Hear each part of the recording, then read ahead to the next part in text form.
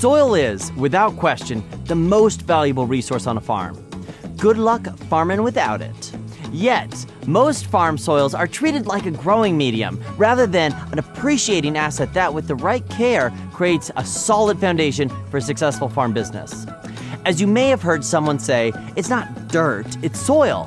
A healthy living soil is a goal in and of itself, but the benefits are almost endless. You can reduce off-farm inputs, you can boost your yields, improve your crop health, and contribute to the overall good health of the local ecosystem.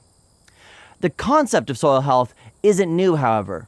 On April 27, 1935, Congress passed Public Law 7446, in which it recognized that, quote, "The wastage of soil and moisture, resources on farms, grazing, and forest lands is a menace to the national welfare," and established the Soil Conservation Service, or SCS, as a permanent agency in the USDA.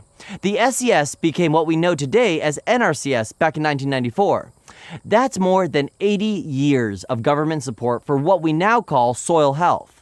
Not to mention the 1,000 years before 1936 that traditional cultures have used techniques that build rather than exploit soil.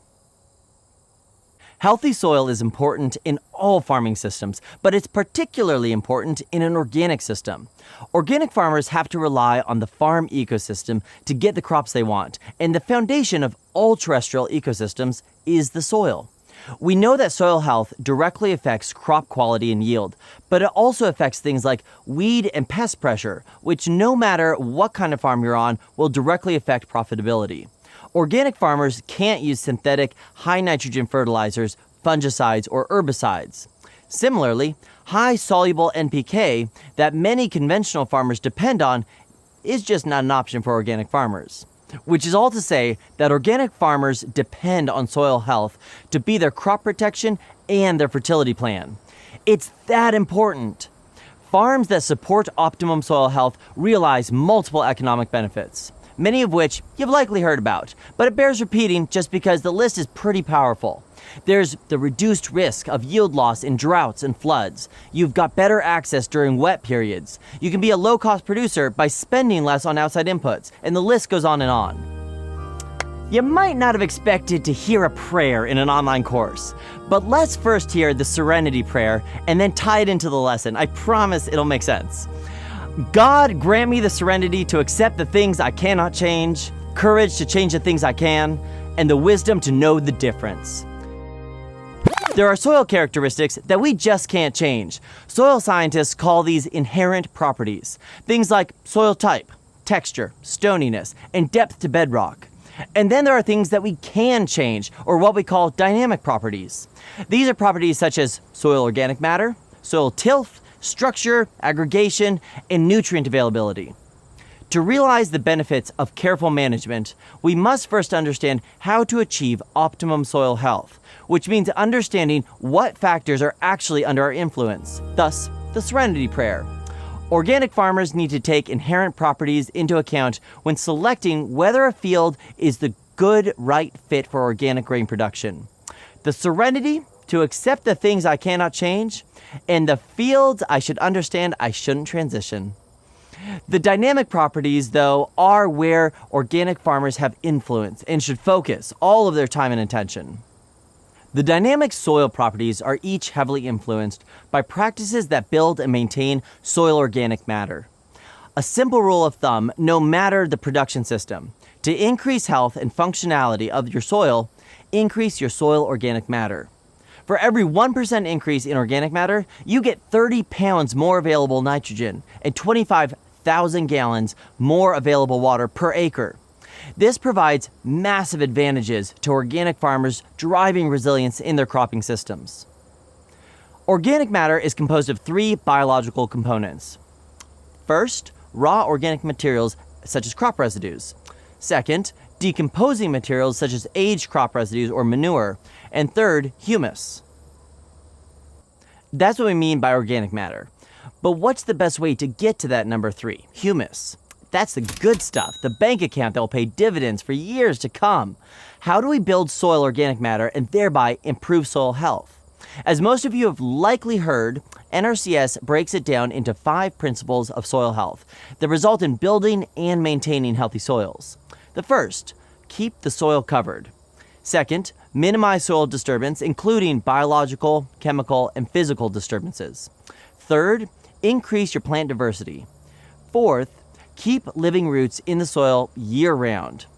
Choose farming practices that also can integrate some livestock. By choosing farm practices that uphold these 5 principles, allow farmers of any stripe to build soil organic matter and charge up the biological cycles that support healthy crops. These principles also cover much of what regenerative agriculture proponents talk about. It's just plain good farming, and organic farmers, in my opinion, have the most to gain from following them.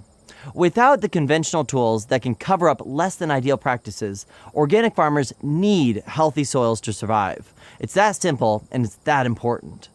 And since it's that important, farming for soil health is at the heart of the organic regulations. The definition of organic production in Section 205.2 requires practices that foster cycling of resources, promote ecological balance, and conserve biodiversity. Each of the 5 principles of soil health that we talked about before are supported by several individual organic regulations. Each of these regulations require practices in line with the principles, which benefit the farm as a whole. For example, Section 205.203b requires that farmers manage nutrients and fertility through crop rotations, cover crops, and the application of plant and animal manures.